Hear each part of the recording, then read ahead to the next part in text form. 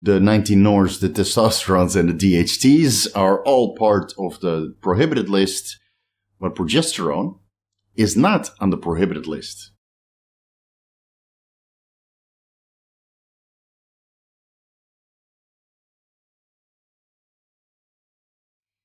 Welcome to Vigorous Drug-Free Bodybuilding.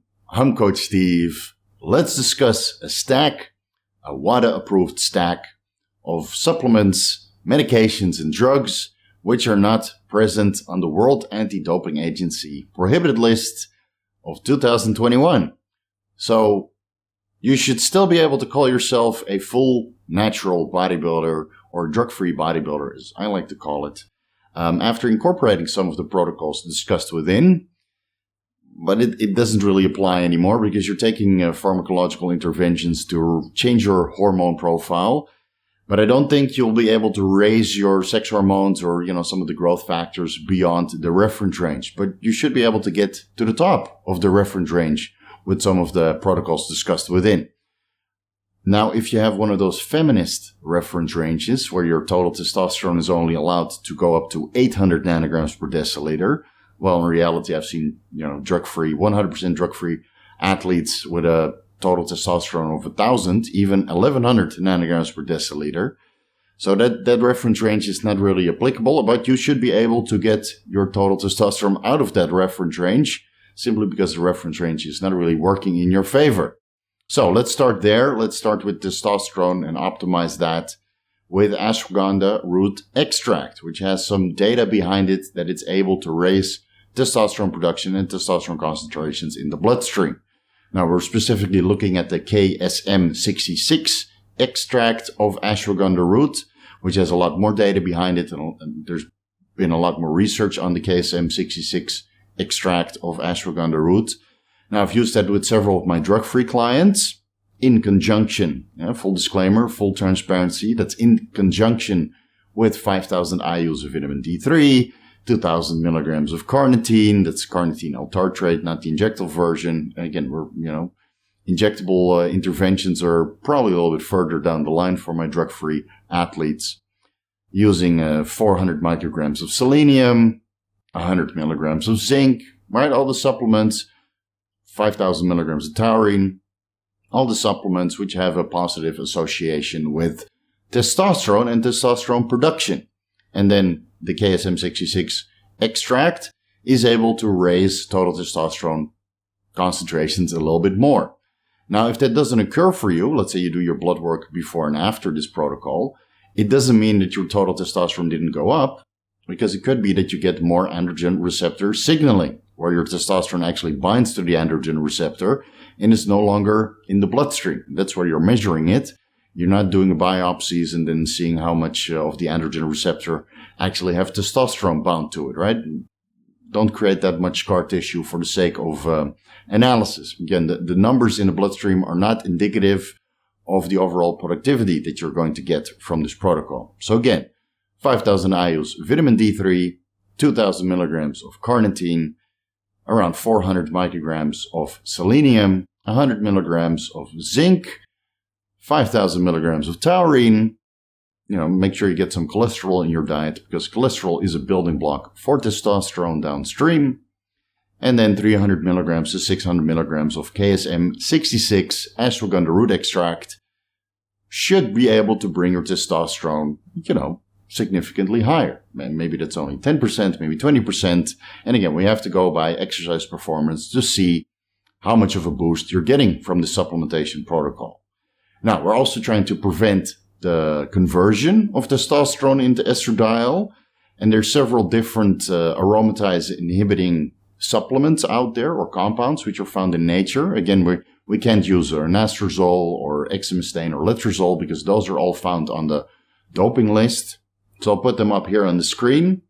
And most notably, zinc and vitamin E apparently act as an aromatase inhibitor. But I think the most useful one is nicotine.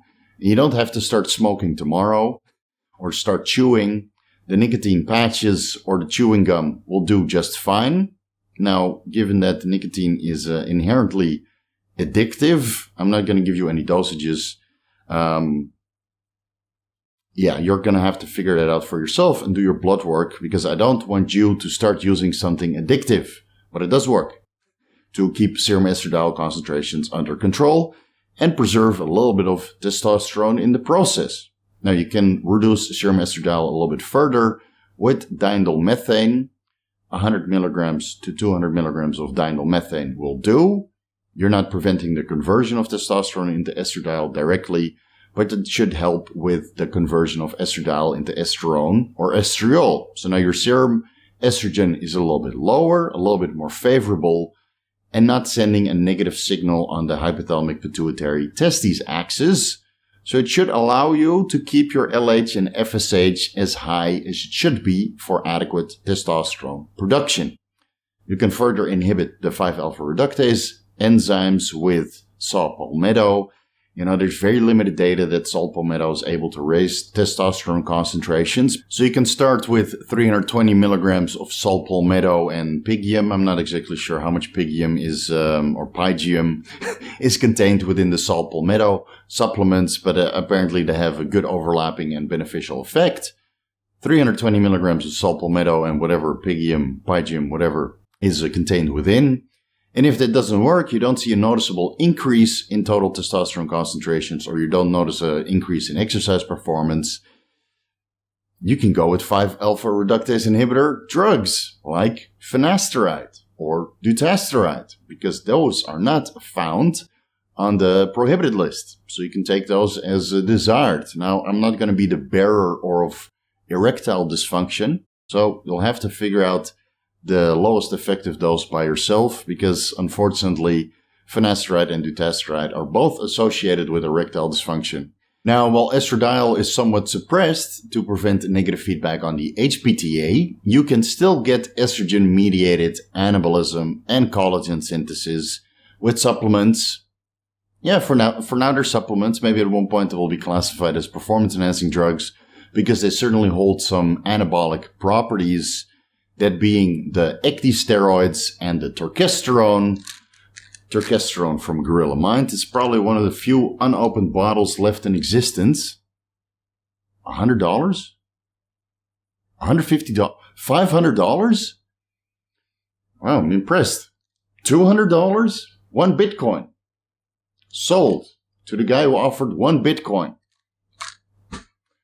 Good luck, my anabolic Cosmo Kramer friend with tendinitis. I hope you get some collagen synthesis mediated through the estradiol receptors. Anyway, let's move on. So, while estrogen is somewhat suppressed, we can still get favorable effects with Turkesterone or Ecdysteroids. For now, they're not on the doping list yet, but I believe that Ecdysteroids are currently on the watch list to see if they should be banned at a certain point in time. And it wouldn't surprise me if both compounds are already on the WADA doping list as of next year.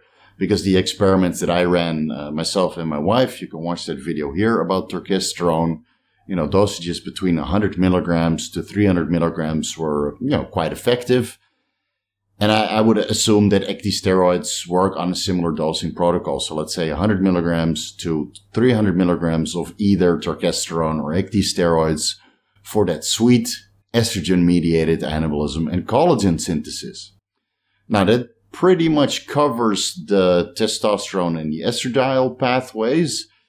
There's some limited data out there that progesterone is also anabolic. And of course, the progestins, the 19-nors, are certainly more anabolic on a milligram for milligram basis compared to testosterone derivatives or dihydrotestosterone derivatives. Now, since the 19-nors, the testosterones, and the DHTs are all part of the prohibited list, but progesterone is not on the prohibited list. Now, there's a sweet spot with progesterone. You want to take the lowest effective dose, because anything over the lowest effective dose might inhibit sex drive.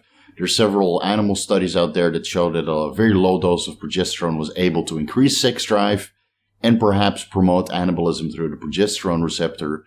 But a higher dose was shown to inhibit sex drive. And you see that with women as their ratio between progesterone and estrogen changes during their menstrual cycle. At certain periods, they have very good sex drive, and at other periods, they have, impaired sex drive. And it usually has to do with ovulation and the cycle. I'm not I'm certainly no expert on it. But from what I understand, it's a cycling between progesterone and estradiol. So in our cases, as estrogen is low, and we're replacing, some of the anabolism with turkesterone, for example, or ecdysteroids, a low dose of 5 to maybe 10 milligrams of micronized progesterone sublingually. We take that sublingually because it has very poor oral bioavailability. A low dose, it might be able to contribute to a little bit of anabolism as well. Now again, I don't want to be the guy that gives you ED, so conservative, guys, please be conservative. Start with like 2.5 milligrams of progesterone, give that some time, then maybe up to 5 milligrams, and at the hint of ED, erectile dysfunction or inhibited sex drive, you take it out and you start low again, right? You want to have that progesterone clear your system. But there is some data out there that suggests that progesterone by itself is also anabolic. So I think that's pretty much the hormonal anabolic pathways. Another way to optimize all the growth factors we have in our body and prevent the breakdown of most of the growth factors are dipeptidyl peptidase 4 inhibitors. Now, there's a significant amount of DPP4 inhibitors out there, but I would only limit yourself to the ones with a reasonably short half-life. And please stick with half of the lowest effective dose, which is typically recommended for type 2 diabetics. DPP4 inhibitors are type 2 diabetic medications to prevent the breakdown of insulins and other growth factors. But considering that the majority, and neither am I, are type 2 diabetics, I would limit it to the lowest effective dose of a dipeptidyl peptidase 4 inhibitor with a reasonably short half-life. So I already did the research for you guys. So I'm going to list the compounds which I found to be effective to raise, growth factor concentrations in the bloodstream. And I had to write it down because it's almost impossible to remember. That's linagliptin, 2.5 milligrams upon waking. Sexagliptin, 1.25 milligrams twice per day because it has a, couple hour half-life.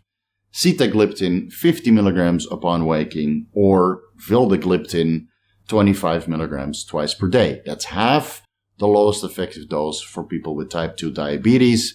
And these are certainly more easy to source than glucagon-like 1 peptide receptor agonists, which is one of the growth factors that DPP4 inhibitors prevent the breakdown of. So most notably, it prevents the breakdown of epidermal growth factor, erythropoietin, insulin-like growth factor 1, which is, of course, super beneficial for anabolism, as well as growth hormone-releasing hormone. Now, GHRH is classified as a growth factor because it stimulates the release of growth hormone, while growth hormone is not classified as a growth factor and doesn't undergo metabolism through the dipeptidyl peptidase 4 enzymes.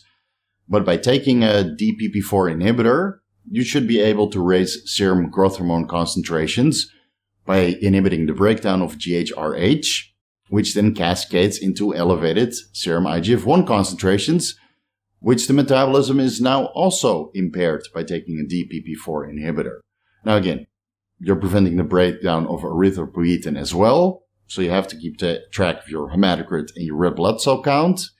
And you're inhibiting the breakdown of insulin and IGF-1, which are both known to lower serum glucose concentrations and might lead to hypoglycemia. So fundamental understanding of your blood count. Do a complete blood count before to see where your red blood cells, hematocrit, hemoglobin, white blood cells are at.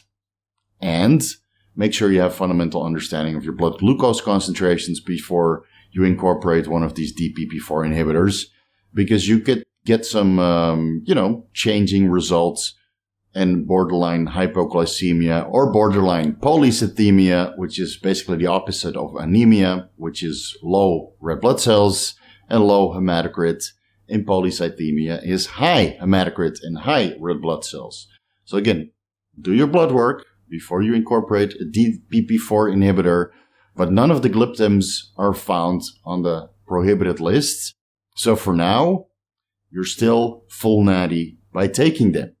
Now, while growth hormone concentrations are somewhat elevated by inhibiting the breakdown of GHRH, consider thyroxine T4 because elevated growth hormone concentrations promote thyroid conversion. So you need thyroxine T4 and perhaps, well, you're already on selenium, right, to promote testosterone production. So I don't think you need to increase your selenium intake from 400 to 500 micrograms, but, I don't think it has an adverse effect. Now, while growth hormone is moderately elevated, or maybe to the top of the reference range at certain points during the day, consider 25 micrograms, maybe 50 micrograms of thyroxine T4 to help with thyroid concentrations, because thyroxine, even though it's bioidentical and perhaps not a performance-enhancing drug, it's not found on the prohibited list. So it's not there, so we can take it. And it adds another point for our full natty stack. And I think that pretty much covers optimizing your sex hormone profile and optimizing your growth factor profile. Let's move on to a couple other supplements, medications, or drugs which are not found on the prohibited list, but certainly have some performance-enhancing benefits and should yield in a boost of performance.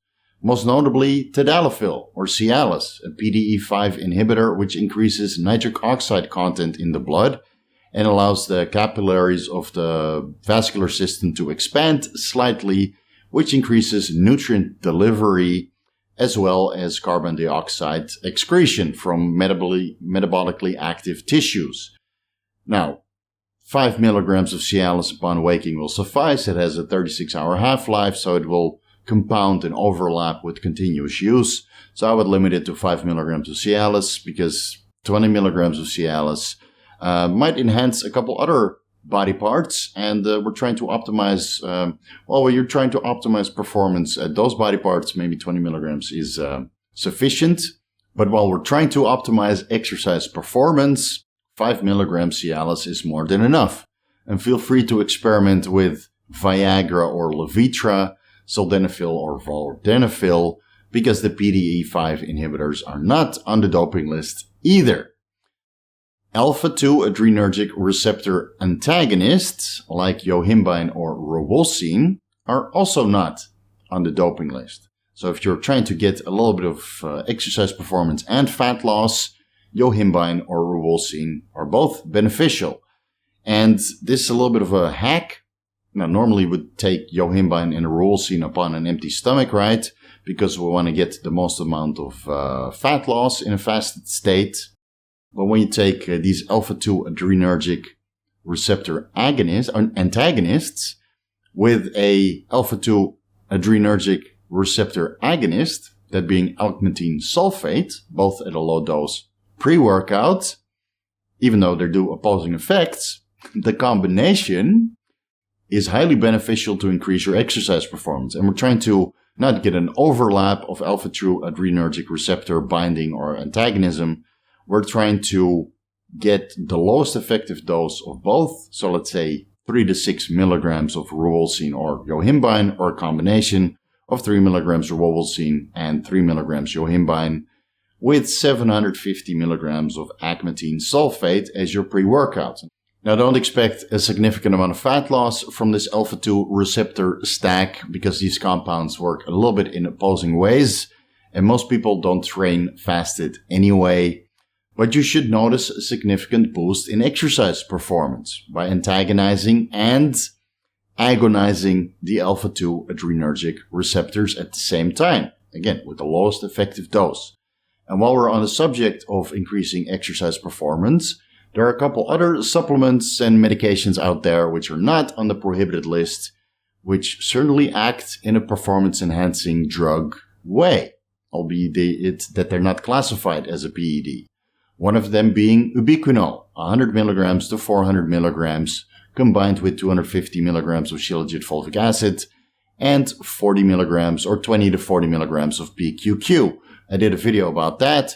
You can watch that here.